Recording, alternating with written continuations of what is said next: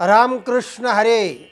सज्जन हो, आज आपणाला श्रीराम आश्रम मुक्काम पोस्ट वाटेफळ, तालुका जिल्हा अहिल्यानगर, नगरपासून 14 मैलावर हे गाव आहे. हा आश्रम कशाकरता उभारला जातो, त्याची संकल्पना काय आहे, त्या संदर्भामध्ये थोडीशी माहिती आजच्या व्हिडिओमध्ये आपणाला देणार आहे. हा आश्रम एक रमणीय चांगल्या ठिकाणी उभारला जातो आहे. 1 एकर जागेवर हा आश्रम आहे. 9 वर्षापूर्वी हे स्थान नक्की केलं गेलं. वृक्षवल्ली आम्हा सोय रे, वनचरे वृक्षवल्ली, असं ते रमणीय ठिकाण. कारण त्या आश्रमाला लागून, त्या जागेला लागून एक वन आहे. मोही मना सुंदर हे वन, असं ते वन विभाग आहे. आणि तिथे हरणं, ससे, सगळे प्राणी आहेत, झाडी आहे. आणि ते इतकं रमणीय ठिकाण आवडल्यानंतर मग नवले परिवाराच्या सहकार्याने तिथे आश्रम उभारायचं मी ठरवलं. त्यांना विनंती केली, ते म्हणले आम्ही सहकार्य करतो. आणि मग तिथे 9 वर्षापूर्वी त्या 1 एकर जाग्यावर एक 15 लाख रुपये खर्च करून एक इमारत बांधली. आणि उपक्रम सुरू करण्यापूर्वी तिथे महत्त्वाच्या 2 गोष्टी होत्या. त्या म्हणजे पाणी आणि वीज. या 2 गोष्टी असल्याशिवाय आपण कुठले उपक्रम सुरू करू शकत नव्हतो. आणि मग जवळचे पैसे सगळे संपून गेले. 15-1 लाख रुपये खर्च झाले. आणि या 2 गोष्टी तिथे नाहीत, म्हणून ते काम थांबलं. आणि मग होता होता माझी तळमळ, जी माझे संकल्प होते, तर ते सारखे मनात घोळत होते. आणि ते एक वेगळा प्रकल्प, मानवनिर्मित प्रकल्प, मानवाला, जीवनाला पोषक असा, की जे माझं आयुष्यामध्ये करायचं राहून गेलं, अशा अर्थाचा तो प्रकल्प असल्यामुळे आणि काम मोठं ते करायचं होतं. पण तिथेच मी थांबलो आणि 9 वर्ष जवळजवळ उलटून गेले. तेव्हा काय करावं असं चिंता निर्माण झाली. 1 रुपयाही कोणी मदत केली नाही, आम्ही घेतली पण नाही, आम्ही विनंती पण कोणाला केली नाही. आणि मग हे सगळे पैसे संपल्यानंतर ते काम थांबलं. पाणी आणि विजेसाठी आम्ही प्रयत्न करतच होतो, आजही करत आहोत. कारण ते असल्याशिवाय आपल्याला उपक्रम सुरू करता येत नाही. आणि करून उपयोग काय, तिथे महत्त्वाच्या 2 गोष्टी आहेत. तेव्हा पण हा पाया मी भक्कम केला, तिथे इमारत बांधली आणि ते सगळं झालं. आणि पाण्या आणि विजेच्या अभावी तो उपक्रम थांबला. माझी इच्छा होती ते काय करायची ते मी पुढे सांगणारच आहे. ज्ञानदेवे रचिला पाया, उभारिले देवालया. ज्ञानदेवाने अध्यात्माचा, भागवत धर्माचा पाया रचला, म्हणजे ज्ञानाच्या मंदिराचा पाया रचला. तसा ज्ञान मंदिराचा पाया मी तिथे रचला. आणि मग काय, ज्ञानदेवांच्या नंतर मग पुढे पुढे आले. नामातयाचा किंकर, तेने केला हा विस्तार, जनार्दन एकनाथ, खांब दिला भागवत. आणि तुका झाला से कळस, कित्येक शतकाच्या नंतर तो कळस लागला. असं होतं, मोठं काम असलं ना की त्याला फार वेळ लागतो. झोपडपट्टी तयार करायची ते एका रात्रीत मनुष्य करू शकतो, पण ताजमहाल बांधायला कित्येक वर्ष लागतात आणि कौशल्य असणारं कलाकार लागतात, त्याला लागतात. तसं होत नाही. तसं हे मोठं काम, माझ्या दृष्टीने मोठं काम, ते शेवटचं माझं आयुष्यातलं काम होतं. आणि म्हणून मग काय करावं असा प्रश्न निर्माण झाल्यानंतर आता माझं 81वी वर्ष आहे. एक डोळा पूर्णपणे गेलेला, एक थोडंसं काम देतो आहे. आणि वृद्धपण कसं असतं हे सर्वांना माहिती आहे. संतांनी अनेक अभंग केले, त्याच्यावर अनेक व्हिडिओ आपण केलेले आहेत. तेव्हा हा असा प्रसंग असताना हे काम करणं तर गरजेचं आहे. म्हणून मग माझा मुलगा ज्ञानेश्वर, त्याने या कामामध्ये रस घ्यायला सुरुवात केली.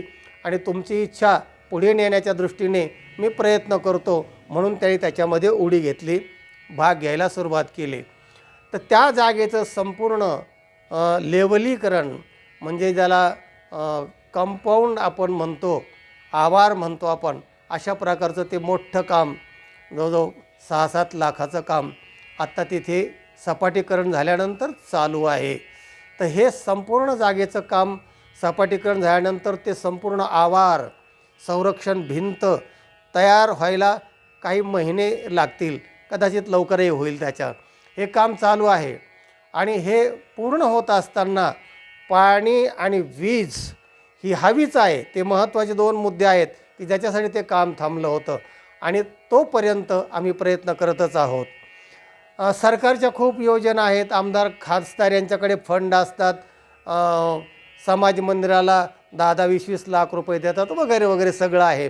पण असा जो उपक्रम आहे की ज्या उपक्रमाची योग्यता, मानवता, माणसाला आध्यात्मिक आणि भौतिकांग सुसंपन्न करणारं जे केंद्र आहे ज्ञानाचं, ते उभारण्यासाठी त्या मदतीची गरज असते.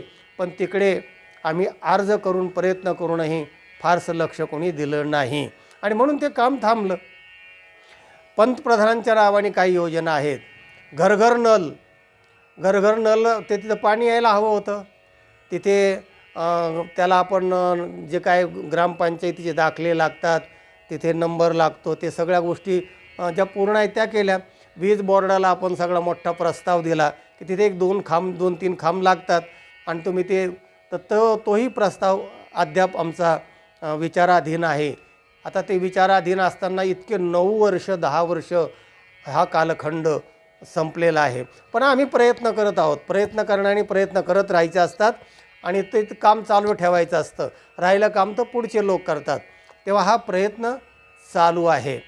पुणे, आळंदी या ठिकाणी मी खूप मोठे मोठे शहरी कामं केले की तिथे अगदी भारतीय विद्यापीठात तर माझा अभ्यासक्रम मान्य करून मी शिकवून पोरांनी डिग्र्या घेतल्या. तुकाराम पादुका मंदिर, शिवाजीनगर इथे 50 वर्ष मी काम केलं. मोठी मंदिरं आणि संस्था तिथे उभारल्या. कीर्तन महाविद्यालय, संत वाङ्मय प्रकाशन, विचार भास्कर मासिक, ग्रंथालय वगैरे. हे सगळे उपक्रम झाल्यानंतर त्या खेड्यागावामध्ये जिथे लोकांना जे काय फारसं करता येत नाही, तर शैक्षणिकदृष्ट्या जे मुलं आहेत की शहरामध्ये येऊन त्यांना शिकावं लागतं, मोठमोठे खर्च 10-20 लाख रुपये खर्च करावे लागतात. तर तेच जर शिक्षण आपण तिथे दिलं आणि ते शिक्षण देण्यासाठी माझा मुलगा ज्ञानेश्वर सक्षम आहे. अगदी तो परदेशातसुद्धा महिन्यातून 10-12 दिवस शिकवायला जातो आहे आणि तिथे लवळ्याला एक मोठी युनिव्हर्सिटी आहे, त्याच्यामध्ये तो डिपार्टमेंट प्रमुख आहे. तेव्हा ते जे नॉलेज आहे, मुलगी संस्कृतची टीचर आहे, ते 2 वर्षांनी निवृत्त होते. हे जे संस्कृतचं ज्ञान, संस्काराचं ज्ञान पुढची भावी पिढी सक्षम करण्यासाठी मी जे ही पिढी सक्षम केलेली आहे त्याचा लाभ त्या ठिकाणी लोकांना व्हावा अशी इच्छा असल्यामुळे माझ्या मुलांनी रस घ्यायला सुरुवात केलेली आहे. आणि हा जो उपक्रम आहे, या उपक्रमाला जे समाजामध्ये असे काही लोक असतात की या उपक्रमाचे त्याचं गांभीर्य जाणून ते हातभार लावतात, मदत करतात, एकमेका सहाय्य करू असं करतात. कारण पुढची पिढी आपल्याला सक्षम आणि व्यसनमुक्त करायची आहे आणि ते काम तिथे मी हाती घेतलेलं आहे. तेव्हा मनुष्याचं एक भौतिक अंग असतं आणि एक आध्यात्मिक अंग असतं. असं 2 अंगाने माणूस संपन्न असतो. भौतिक अंग म्हणजे पंचमहाभूतांचं हे शरीर, पृथ्वी, आप, तेज, वायू आणि आकाश. आणि याच्या आतमध्ये दुसरं एक आध्यात्मिक अंग आहे, ते आहे मन, बुद्धी, चित्त आणि अहंकार. हे दोन्ही अंग माणसाचे संपन्न झाले पाहिजे. म्हणजे हे पंचमहाभूतांचं शरीर पोषण होण्यासाठी, धष्टपुष्ट होण्यासाठी त्याला ज्या मूलभूत गरजा लागतात त्या तिथे मी निर्माण करणार आहे त्या आश्रमामध्ये. आणि त्याचा प्रकल्प माझ्या डोक्यामध्ये तो आहे. आणि आध्यात्मिक अंग तर तो माझा विषयच आहे की तिथे संस्कारयुक्त जीवन, माणसाने माणसासारखं वागून माणसाने देव माणूस कसं होता येईल असे जे संस्कार आहेत ते आपण तिथे त्या आश्रमामध्ये देणार आहोत.